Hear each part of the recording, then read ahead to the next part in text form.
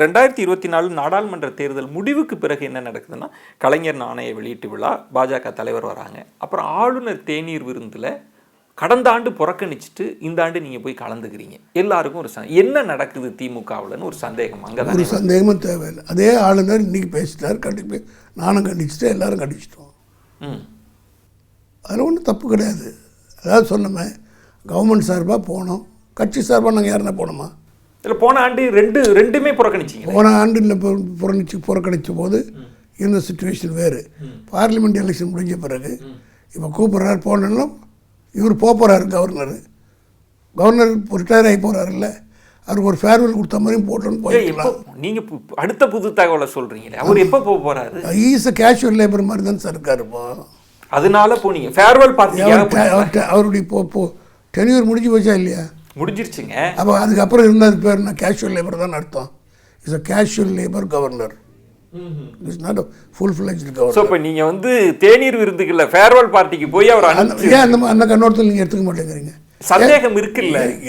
அதாவது சந்தேகம் எப்போது எல்லாருக்கும் வரும். ஆனால் நாங்கள் கிளியர் கட்டாக சொல்லிட்டோம், போக வேண்டிய அவசியம் கிடையாது, பணிய வேண்டிய அவசியம் கிடையாது. நாங்கள் இப்போ அதுக்கு பிறகு எத்தனை வாட்டி மோடியை கண்டித்து அறிக்கை விட்டுருக்கீங்க. ஆமாம், எதிர்க்க வேண்டிய நேரத்தில் எதிர்க்கிறோம், கடுமையாக எதிர்க்க வேண்டிய நேரத்தில். ஆனால் இது ஒரு சமரச புள்ளியோன்ற இடம் தான். சமரச புள்ளிக்கே இடம் இல்லைன்னு தெளிவாக சொல்லிட்டார் தலைவர். ஒருவேளை நீங்கள் போன வருஷம் கிளியாக சொல்லியிருக்காரு.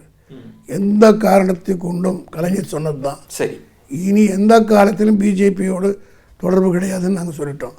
ஆனால் ஜெயலலிதா எந்த காலத்திலும் இனி ஜெயலலிதா சேர மாட்டேன்னு இப்படி ஒத்தக்காரில் காமிச்சதில்லை. அதுக்கப்புறம் இபிஎஸ் கம்பெனியெல்லாம் போய் சேர்ந்தாங்களா இல்லையா? அந்த மாதிரி நாங்கள் செஞ்சோமா? சரி. ஆனால் என்னென்னா, நீங்கள் சொல்வதெல்லாம் எதிர்ப்பெல்லாம் ஓகே. என்ன இந்த சந்தேகத்திற்கான என்ன கேள்வி வருது அப்படின்னா, ஆளுநர் தன் நிலைப்பாட்டை மாற்றிக்கலை. 3 தினங்களுக்கு முன்பு தான், தேநீர் விருந்து 3 தினங்களுக்கு முன்பு தான் திராவிடம் இந்த நாட்டை துண்டாடும் அப்படின்லாம் பேசியிருக்கிறார். இன்னும் எந்த கோப்புகளுக்கு அவர் கையெழுத்திடலை. இப்படி சூழலில் ஏன் தேநீர் விருந்துக்கு போனாங்க? பாய்காட் பண்ணியிருக்கணும்லன்ற கேள்வியை தானே எழுப்புறாங்க. அது தெளிவாக முதலமைச்சர் சொல்லிட்டார். நாங்கள் போனதனுடைய காரணம் வேறு. அதனால் போய் அங்கே போனதுனாலே அவரோட நாங்கள் காம்ப்ரமைஸ் ஆகிட்டோன்னு இல்லை. அடுத்த நாளில் எடுத்து பேசணுமா இல்லையா? இண்டிபெண்டன்ஸ் டே அன்றைக்கி அவர் பேசுகிறபடி இதே அறிவாளத்தை நான் கொடி ஏற்றிட்டு தான் சொன்னேன். அவர் திராவிடன்ற வார்த்தையே இல்லைன்னு சொன்னால் தேசிய கீதத்தை அவர் அவமதிக்கிறார்னு அர்த்தம் நான் சொன்னேன். அதனால் அதை திசை திருப்புவதற்காக சில பேர் அந்த வேலை செய்கிறாங்க. நிச்சயமாக எந்த தருணத்திலும் பிஜேபியோட ஏங்க ஒப்பந்தம் வச்சுங்கன்னா நேரம் வச்சுட்டு போகிறதுல என்ன தப்பு இருக்குது? எங்களை யார் கட்டுப்படுத்த முடியும்? யார் கொஸ்டின் பண்ண முடியும்? கூட்டணி கட்சிகள் கேட்பாங்க, கூட்டணி விட்டு என்ன சொல்கிறீங்களா? கூட்டணி விட்டு வேற ஒரு கூட்டணிக்கு போகும்போது இந்த கூட்டணியில் இருக்கிற ஏன் நாங்கள் கேட்கணும்? கன்சென்ட் கேட்க வேண்டிய அவசியம் இல்லையே. ஒன்ஸ் போனோன்னு முடிவு பண்ணிட்டா யாருடைய கன்சென்ட் கேட்க வேண்டிய அவசியம் இல்லையே. எங்களை விட எங்களோட கூட்டணியில் இருக்கவங்க ரொம்ப தெளிவானவங்க. அதனால் நாங்கள் எதாவது அப்படி இருக்கிறோன்னா அவங்க முதல்ல குரல் எழுப்பிடுவாங்க, எங்களை விட்டு போவாங்க. தே ஆர் ஸ்டெடி, ஸ்ட்ராங்காக இருக்காங்க எங்களோட. காரணம் எங்களை அவங்களுக்கு தெரியும், அவங்களும் எங்களுக்கு தெரியும். பரஸ்பரமாக நம்பிக்கை. இடையில் இந்த இடைத்தரகர்கள் பேசுகிற பேச்சுக்கள்லாம் அவங்க எங்கள் கூட்டணியில் இருக்கிற யாரோ செய்முடிச்சிட மாட்டாங்க. ஆனால் இன்னொன்றையும் நீங்கள் கவனிக்கணும். கடந்த முறை அதிமுக பாஜக உறவு இருந்தது, மற்ற கட்சிகள்லாம் திமுக தான் பாஜக எதிர்ப்பில் உறுதியாக இருக்காங்க. இப்போ அதிமுகவும் உறுதியாக பாஜக எதிர்ப்பில் இருக்குது. அவங்களுக்கான வாய்ப்புகள் அதிகமாக இருக்குது. அதை நான் ஏற்றுக்க தயாராக இல்லை. பத்திரிகையில் வர செய்திகள்லாம் பார்த்தால் இபிஎஸ் ஓரங்கட்டப்படுவாரோன்ற ஒரு நிலைகள்லாம் இருக்குது. அவரோடு இருந்த மூத்த மந்திரிகள்லாம் ஒரு தனியாக நேற்றுக்கு கூடி பேசியிருக்காங்களோ இருந்தது. அவங்க பிஜேபியோட அலைன்ஸ் வச்சுக்கணும்னு சொல்கிறாங்கன்றாங்க. எந்த அளவுக்கு உண்மைன்றது எனக்கு தெரியாது. ஆனால் பத்திரிகை செய்தி வச்சு நான் சொல்கிறேன். அதனால் அவங்க எங்கள் மேலே சந்தேகப்படுறதுக்கு முன்னாடி எடப்பாடி அவர் கூட போகாமல் சரி கட்டி வச்சுக்கிறது நல்லது. அவங்க ஒரு நம்பிக்கையோடு இருக்கிறாங்க. அவங்க குறி எனக்கு இருக்கிற பயமே இவர் ஓரம் கட்டி தனிமையாகிடுவாரோன்ற பயமாக தான் இருக்குது. ஏன்னா அவர் கூட இருக்கிற லெஃப்டினன்ட்ஸ் பூரா வேற ஒரு கேம்புக்கு போகிற மாதிரி செய்திகள்லாம் வருது. ஸோ பாஜக பலப்படும்னு சொல்கிறீங்க. யார் போனாலும் அது பலப்பட போகிறது இல்லை. ஒன்று மாத்திரம் சொல்கிறேங்க, டிஃபெக்ட் ஆகி போகிறவங்களால ஒரு கட்சி பலப்பட்டுறது. That is my experience. இன்னொரு கட்சியில் நீங்கள் சேர்ந்த உடனே இந்த கட்சி பலப்பட்டுன்னு சொல்ல முடியாது. அவங்க தான் பலவீனமாக ஆயிடுறாங்களே தவிர, accept 1 or 2. MGR is an exception.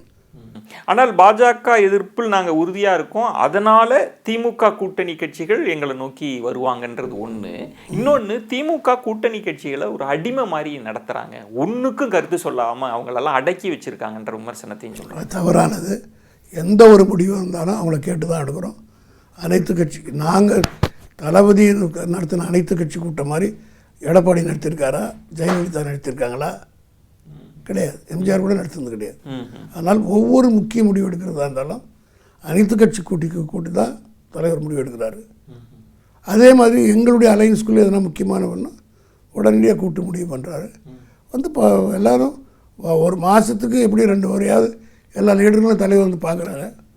பரஸ்பரமாக போயிட்டுருக்கு. ஆனால் இப்போ பரஸ்பரம்ன்றது வந்து அடங்கி போயிடுறாங்கன்னு இபிஎஸ் சொல்கிறாரு. ஒரு குரல் கொடுக்க மாட்டுறாங்க இந்த கூட்டணி கட்சிகள், அவங்க போராட்டம் செய்ய மாட்டாங்க. அவங்களுக்கு எங்களுக்கு சிண்டு முடிக்கிற கதை இது. இப்போ சண்டை அவங்க வந்து திருப்தியாக இருக்கும்போது ஏங்க சண்டை போடணும்? சண்டை எதுக்கு போடணும்? பிரச்சனை தானே சண்டை போடணும். இல்லை, இப்போ கார்த்திக் சிதம்பரம் மாதிரி, செல்வ பெருந்தகை மாதிரி அவங்கெல்லாம் தான் ஒரு எதிர்கட்சி மாதிரி செயல்படுறாங்க. இப்போ கார்த்திக் சிதம்பரமே வெள்ள அறிக்கையை கேட்குறாரு. வெள்ள நிவாரணம்லாம் என்ன பண்ணீங்க, வெள்ள தடுப்பு பணிகள், வெள்ள அறிக்கை கொடுங்கன்னு அவர்கள். கார்த்திக் சிதம்பரத்தை பற்றி நான் கவலைப்படல. அவங்க அப்பா எங்களை நல்லா இருக்கார். ப. Chidambaram senior leader. அன்றைக்கே வந்து நாங்கள் அவர் ரொம்ப பாராட்டி பேசியிருக்காரு. அவர் கேட்டிருந்தா வெள்ள அறிக்கை நாங்கள் பதில் சொல்லியிருப்போம். அவர் புள்ள கேட்குறதுக்கெல்லாம் பதில் சொல்லிட்டு முடியாது. அவர் ஒரு எம்பி தானே, நீ எப்படி அவர் கொஞ்சம் அவர் நிழலில் கொஞ்சம் திரும்பி பார்க்கணும். கட்சியை வளர்க்கணும், காமராஜர் ஆட்சியை கொண்டு வரணும், இப்படியே நம்ம திமுகவோடையே இருந்துட்டா காங்கிரஸை வளர்க்க முடியாதுன்றது தான் அவர் நடக்கிறதே. காமராஜர் ஆட்சின்றது தான் ஆர்குமெண்ட்டு. காமராஜர் பள்ளிக்கூடங்கள் திறந்தார், பகல் உணவு போட்டார், காலை உணவு சேர்த்து தளபதி கொடுக்குறாருல்ல. காமராஜ் உயிரோடு இருந்தால் திமுகவில் சேர்ந்துருப்பாருங்க. இன்னும் சொல்ல போனால் தளபதியினுடைய திருமணத்துக்கு அவர் தான் வந்து நடத்தி வச்சிருக்கோம். நடப்பதே காமராஜர் ஆட்சி தான். ஆனால் அவங்களோட ஆதங்கம் என்னன்னா, செல்வ பெருந்தகைலாம் என்ன பேசுறாங்க? இது இன்னைக்கா பேசுகிறாங்க, 50 வருஷமாக பேசிகிட்டு இருக்காங்க. காமராஜ் செத்த நாள்னு சொல்லிட்டு இருக்காங்க. நம்ம கொடுக்குற இடத்துல இருக்கணும், சீட்டு வாங்குற இடத்துல இருக்கக்கூடாதுன்ற ஆதங்கம். அவங்க கேட்டுறவங்களுக்கு சாட்டிஸ்ஃபை பண்ணணும். ஒவ்வொரு தலைவரும் வரும்போது தான் பேசுவாங்க.